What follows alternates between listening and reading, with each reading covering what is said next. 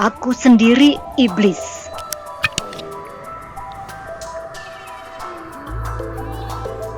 Menemui seniman tato Brazil Michel Faro Prado.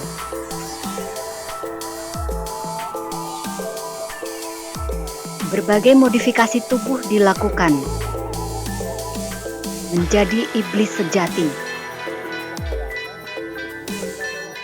Pode chamar minha roupa lá do jeito que quiser, não importa, eu sei quem eu sou.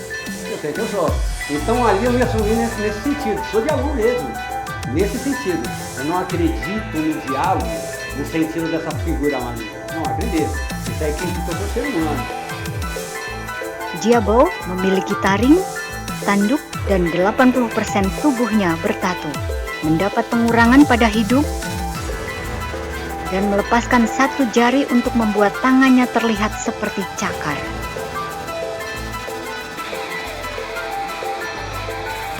Istrinya, Carol, juga mengubah tubuhnya. Prado tinggal di jalanan dan kecanduan narkoba.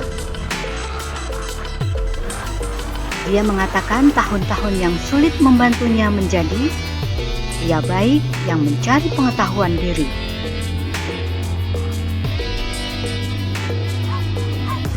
Meskipun menderita diskriminasi, dia belajar untuk mengabaikannya.